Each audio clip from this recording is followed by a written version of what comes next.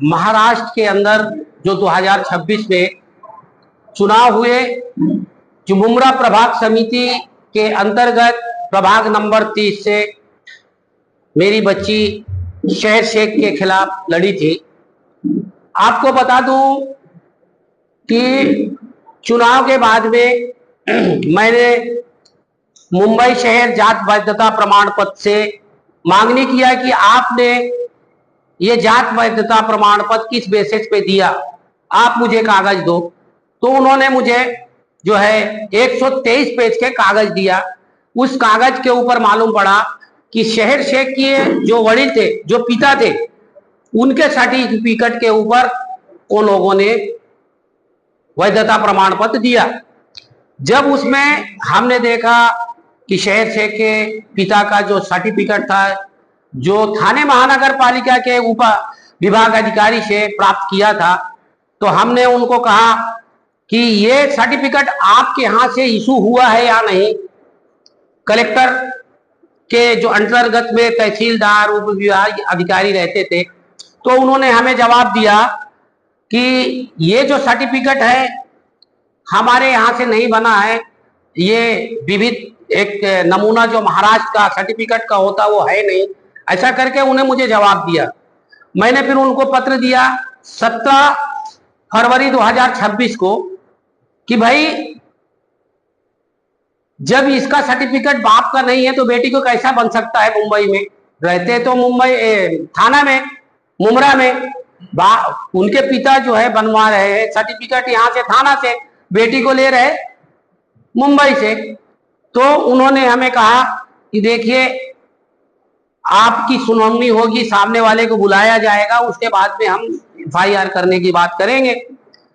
तो 18 तारीख को हेयरिंग लगी तहसीलदार के पास।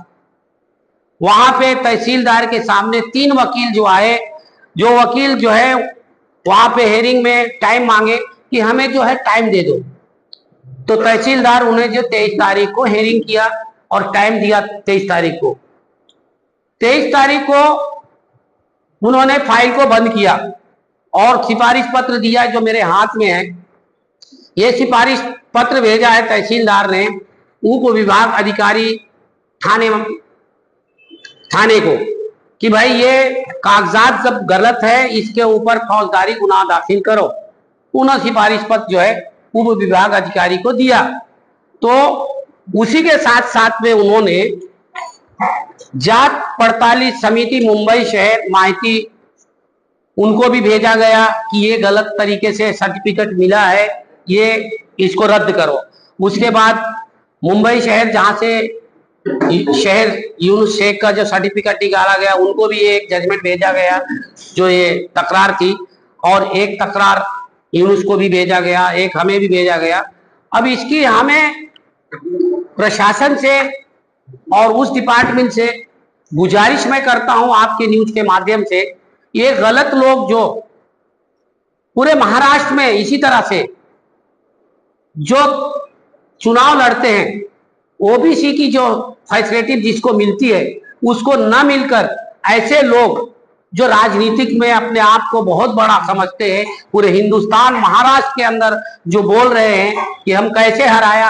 अरे भैया जीत गए थे आप, हम लोग तो कुछ भी नहीं बोले, जीत गए, चलो जनता ने तुमको जिताया है। लेकिन इस तरह से महाराष्ट्र में जो बातें हो रही है उस बातें के ऊपर एक हमें बहुत तकलीफ हुई, और इस तकलीफ के ऊपर हमने जो तहसीलदार को तकरार किया उसकी हमें सच्चाई हमारे हाथ में है, और इंशाल्लाह इसकी कार्रवाई चालू है। बहुत जल्द इंशाल्लाह उनका नगर सेवक पद रद्द होगा। इस कार्रवाई में इस तरह से यहाँ पे जो मुद्दे मांगे गए तहसीलदार से क्या कहा गया है इसमें, और इस बारे में आगे क्या करना है?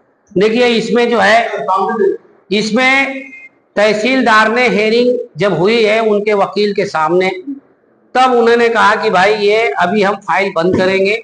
फाइल जो है उसको बंद करके 25 तारीख को ये ऑर्डर किया, और ऑर्डर पे ये लिखा है साफ कि जो मुंबई शहर से जात प्रमाण पत्र पड़ताली से लिया है इसको रद्द करना चाहिए, और जात प्रमाण पत्र मुंबई शहर को भी लिखा गया कि इसको रद्द करना चाहिए।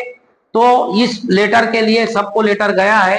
और इंशाअल्लाह बहुत जल्द जो है उनका पद रद्द किया जाएगा, क्योंकि कानून पे मुझे भरोसा है। और कानून जो है बहुत हाथ लंबे हैं कानून के।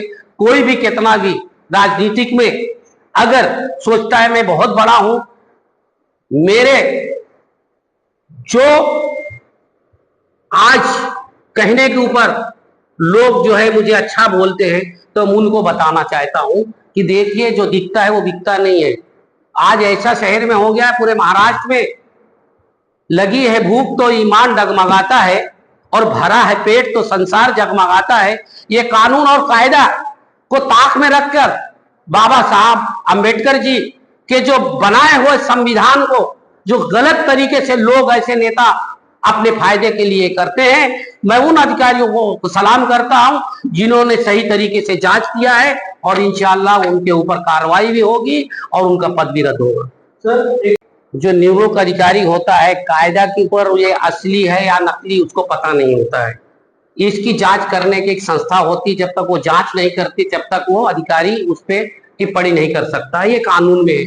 लेकिन मैं बता रहा हूं आपके न्यूज के माध्यम से, पूरे महाराष्ट्र में इस वार्ड में जो इलेक्शन हुआ है, इस इलेक्शन के ऊपर हकीकत निवृत्त अधिकारी ने इन लोगों का साथ दिया है, और इनका नाम निर्देशन फॉर्म भी सभी का गलत था, और अधिकारी ने आंख बंद करके इनको वैधता प्रमाण पत्र को भी और इलेक्शन में जो दिए गए नाम निर्देशन फॉर्म उसको भी सही किया है। जबकि कानून के अंतर्गत ये फॉर्म जो है एक्सेप्ट नहीं किया जाता। आपने सही कहा कि उसका काम था, लेकिन वो खुद पूरा गलत किया है, वो पूरा दिख रहा है। इसके लिए हमने राज्य आयोग महाराष्ट्र शासन को हमने पत्र दिया है, और इंशाअल्लाह हमें कानून पे भरोसा है, बहुत जल्द इसका फैसला होगा।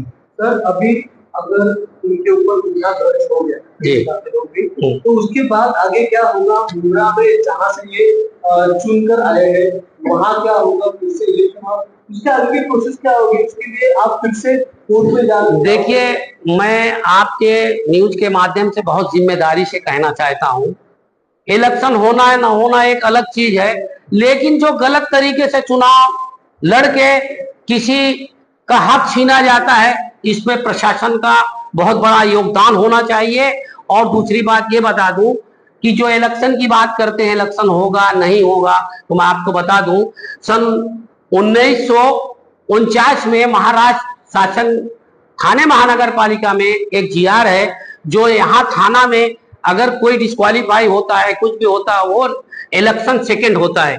और मुंबई महानगर पालिका 1888 में एक जीआर है, वहां पे सेकंड नंबर अगर ऑटोमेटिक उसको पद मिलता है, तो इसलिए यहाँ पे चुनाव होगा। आज के जमाने में क्या नहीं है ठाने में, देखा नहीं होगा शहर ऐसा जमाने में, शब्द कम पड़ जाएंगे खूबियां गिनाने में।